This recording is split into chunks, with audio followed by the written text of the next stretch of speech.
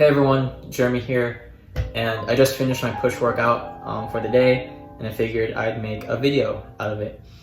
So I'm probably going to be going over exactly what I'm doing and why I'm doing it. At the same time, I thought I'd introduce some calisthenic training that I've started to implement into the beginning of my workout for anyone else who's interested in that. Hopefully you guys get some cool info out of it, maybe get inspired. If you're new, like and subscribe. With all that, enjoy the video. Alright everyone, as with any good workout routine, you want to make sure you prep up your body. So warm up, get that heart pumping, get that blood flowing, as well as stretch up, get that body ready for the amount of stress it's about to endure. Starting things off, of course, we're going to hit some light cardio, but emphasis on that light. We're not trying to tire ourselves out before the workout even starts. So for me personally, as you can see, I love to hit the jump rope. I do that for about 5 minutes, and that really does get my body moving. And then to top it all off, I do some stretches predominantly with my wrist, as you will soon find out if you're going to get into it. But with calisthenic training with the upper body, it does involve a lot of wrist flexibility and stress placed upon the wrist. So definitely want to stretch those out, prevent any future injuries. But now let's hit that workout. So my calisthenics training, I like to throw that before my actual workout. If I were to do this after my push day workout, I'd be super dead and won't be able to do these exercises effectively. As you can see, I am trying to progress into my handstand. I currently still can't do it without the wall. I feel like that's mostly balance on my part, but either way, I'm just going to progress into it, develop that strength on my delts to hold my body upright or downright. Either way, I'm implementing some sets where I'm facing away from the wall as well as facing towards. In this case, facing away from the wall, it's simply to help me develop that balance, build it over time, as well as just develop that strength on my shoulders. Moving right along with my calisthenics training, I am implementing some planche work into there as well. Progressing into a planche has been one of my main goals for the longest time in calisthenics.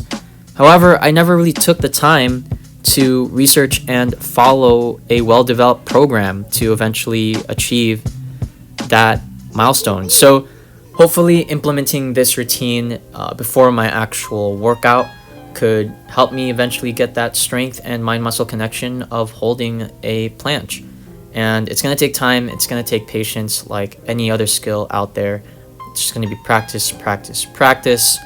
And one of those ways I'm going to do that is with these easier alternatives like this tuck planche that I'm going to try to perfect before I move on to harder versions and eventually leading into the full-on planche. So finally getting into my actual workout, I'm going to start things off with the weighted decline diamond push-up. And as hefty as that is a name to say, it's a pretty hefty exercise to do because I'm making the push-up essentially 3 times harder than it already is. I'm adding the weights to increase the intensity and the volume, while I am adding the decline to help me target the upper sternocostal / clavicular part of my pec. And the diamond hand position is to help me target that middle and inner sternocostal portion of my pecs. It does a pretty good job of giving a pump in and targeting these many muscle groups that you might not just get with a regular push-up.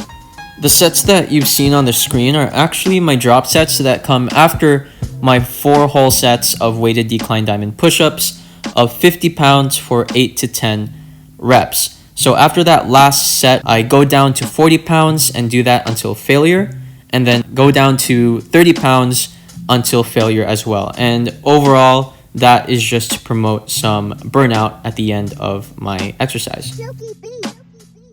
For the next exercise, we're only going to be changing one targeted muscle, and that's going to be the lower sternocostal.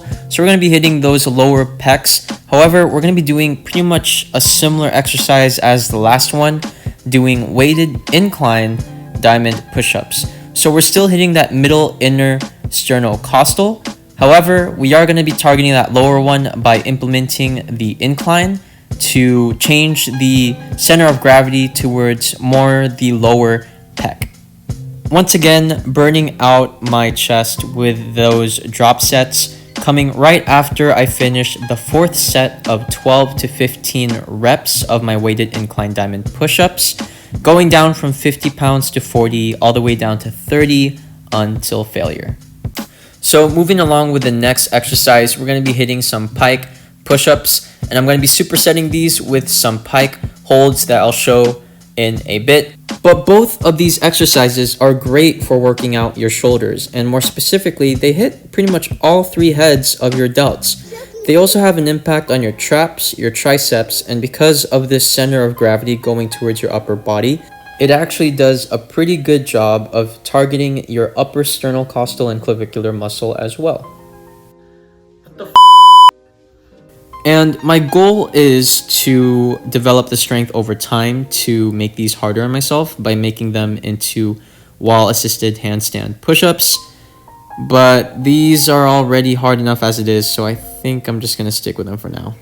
And finally, for our last couple of exercises in this workout, we're going to be hitting some tricep dips, supersetted with some tricep push-ups. And if you can't already tell by the name, we're going to be hitting those triceps. However, these exercises also do a great job of hitting our middle and lower sternocostals as well.